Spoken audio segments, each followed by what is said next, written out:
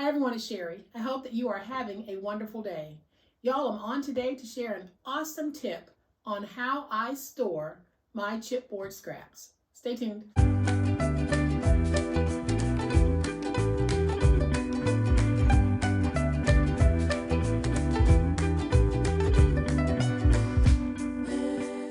Welcome to my channel. I am so glad that you decided to stop by, and welcome to all of my new subscribers and welcome to all of my new friends. Welcome back to all of my longtime subscribers and longtime friends.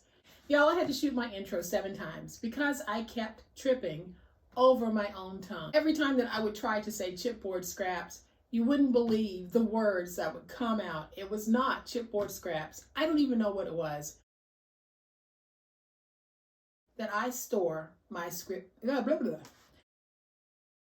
But I kept tripping over those 2 words. Finally, I was able to get it right. But chipboard scraps, if you've been crafting with me for any amount of time, you know that I love to use chipboard. In fact, I consider myself the chipboard queen on YouTube. You'll be very hard pressed to find any other channel out there that uses as much chipboard as I do. And I love it because it's such a sturdy product and it takes our projects from ordinary to extraordinary. So I use chipboard, but if you don't have chipboard, you can use cereal boxes, shoe boxes, just double up on those. But you're probably still going to have some scraps. So today, I am going to share an awesome quick tip with you on how I manage and store my chipboard scraps. And maybe, just maybe, it'll help one of you. So let's get started. All right, y'all, so here's some of the chipboard scraps that I have. Usually when I am making a folio or a box, I'm going to incorporate chipboard into that project. And then if I happen to be offering kits of that project, I'm definitely going to have a whole bunch of chipboard scraps of one type left. And so basically all I do is I'm sorting my chipboard. I take my ruler and I measure the chipboard. And then I'm just going to write directly on the chipboard because I would be covering this when I'm making a project. So I just take all of my scrap pieces and I get my size. So this one is 4 by 5 1/4.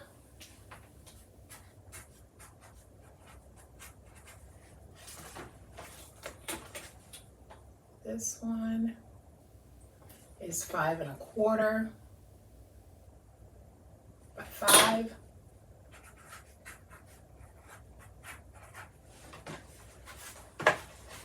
These 2 are 8 1/4 by 5 1/4. And I know that they are from a recent folio that I did because those were the measurements. And these are 9 3/4 by 7. Also from a recent project that I did. And then I have these. I know that's 12 inches long. And these are 4 by 12. So then I have this little jar of rubber bands, various sizes, because I use rubber bands a lot to band certain things. And then all I'm going to do is take my rubber band and put it around my pieces. And I band all like pieces together.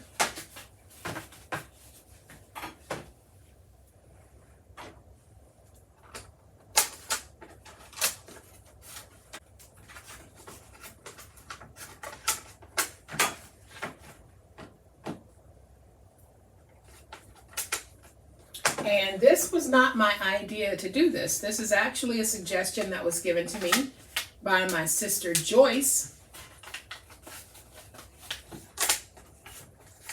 I used to have all of my chipboard just thrown all willy-nilly into a box, and I could pretty much eyeball the size that I needed. But she suggested this, and then she took the time to go through and sort some of the extra chipboard that I have, and she's going to be sorting through some of the other scrap chipboard that I have. But here is what we did with these pieces. So hopefully you can see both of these, and what I have are 2 bins.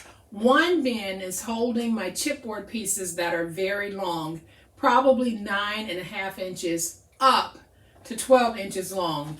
So then I would just take my long 12-inch pieces and put them in this bin.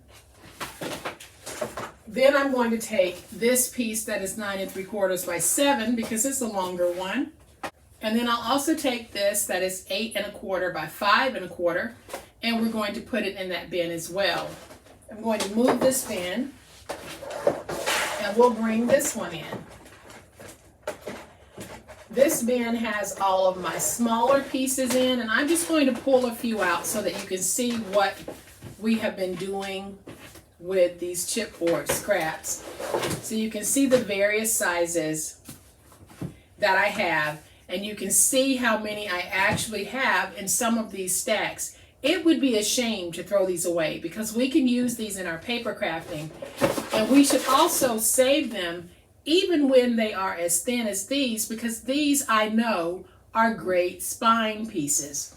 So basically what I have are banded sizes of chipboard that I then put back into my little basket.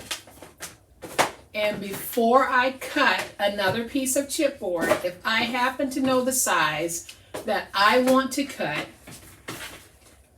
all I have to do is look in my bin to see if I have that size already available or if I have a size that's fairly close to it.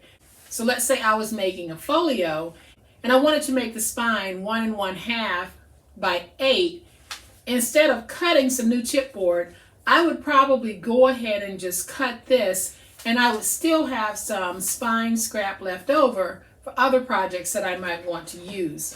I have raised my camera just a little bit so that you can see both bins. And because I've been using this system, I really have been able to work down my chipboard piles.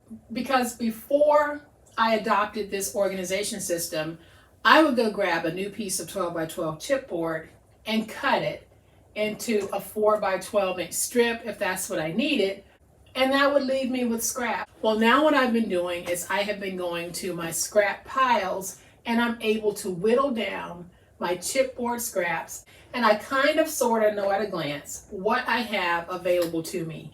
And when I'm not using these bins, I store them under my desk. So I have quick and easy access to chipboard scraps when I need them. I know that the system is not for everyone, but hopefully it has helped spark ideas in ways that you too can sort through your chipboard scraps so that we can start using them, and in some cases, start making money on them. So guys, I hope that this has been helpful. If it has, please hit the like button. If you are not a subscriber to my channel, I would love to have you join this amazing online crafting family. You guys, as always, please be safe, be kind, be the reason someone smiles today. Happy crafting, and we'll chat later. Bye.